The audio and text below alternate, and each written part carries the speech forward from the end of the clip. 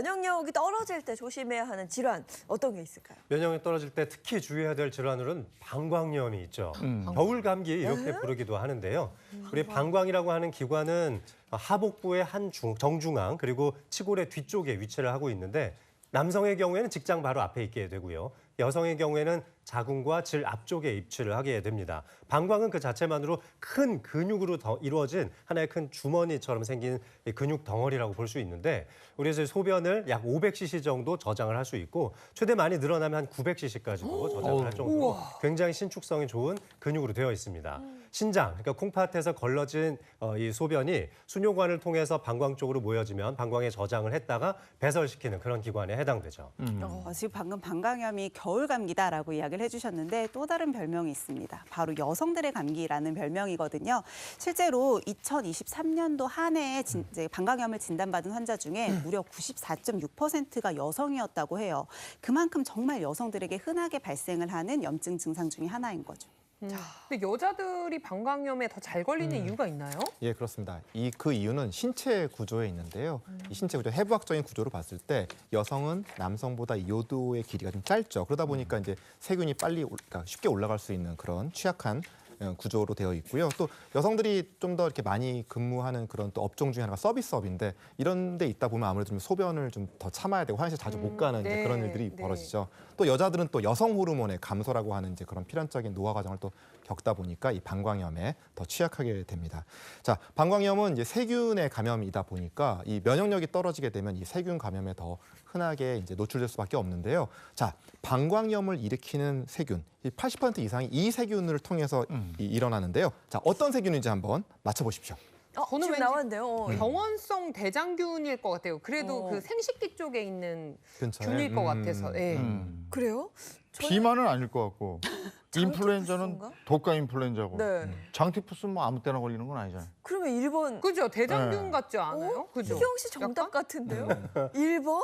1번? 네, 희경 씨가 정답 맞추셨어요. 바로 병원성 대장균이 맞습니다. 이 외에도 이제 장구균이라든지 또 포도상구균이나 간균 등도 원인균으로 지목이 되고 있는데요. 이 방광에서 배출구까지 요도가 여성인 경우에는 이 직선으로 설정이 되어 있어서 좀 더 감염에 취약하도록 되어 있고 또 항문과도 그 거리가 상당히 좀 인접하고 있기 때문에 감염에 취약할 수 있습니다. 특히 대변을 통해서 이 병원성 대장균이 나타날 수가 있는데요.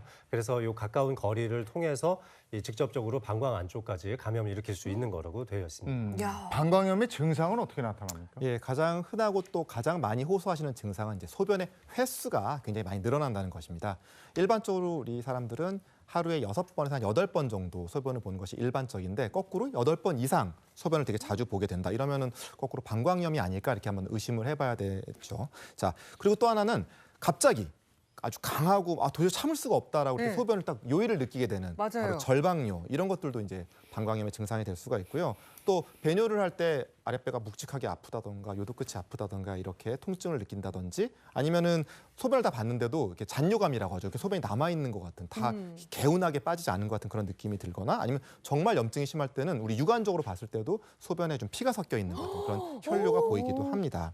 또 그리고 그렇지 않더라도 소변의 색깔 보통 이렇게 맑은 건강한 때는 이제 황갈색의 색깔을 띠게 되는데요. 그런 게 아니라 좀 뿌옇고 투명하고 뭔가 좀 섞여 있는 것 같은 그런 느낌이 들 때도 역시 방광염을 의심해 볼 수가 있습니다.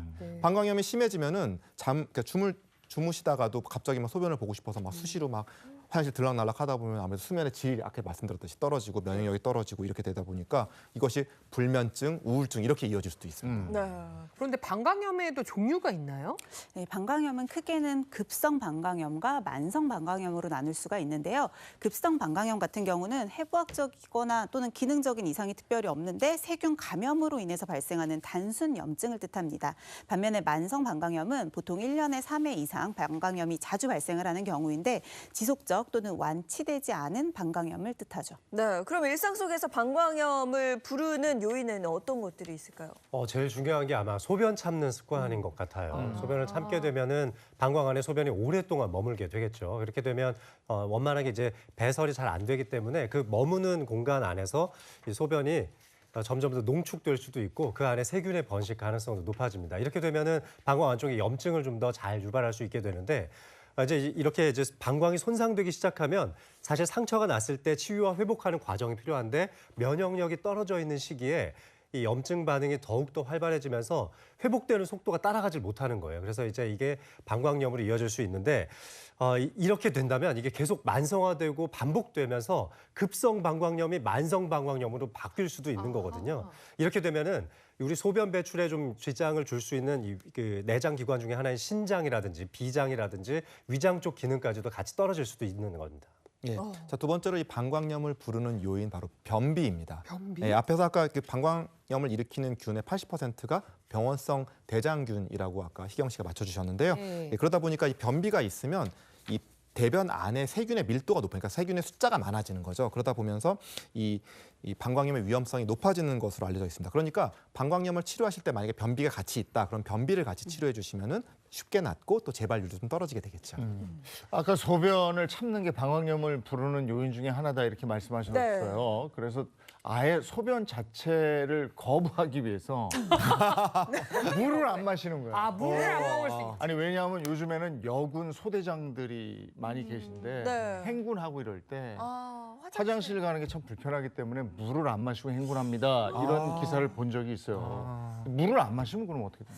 맞아요. 많은 여성분들이 이제 직장 생활하다가 화장실 가기 어려운 직군에 있는 분들은 뭐 여성분들뿐만 아니라 남녀분들 모두 좀 물을 많이 안 드시고 일부러 참으시는데요. 방광염에 굉장히 안 좋은 습관입니다.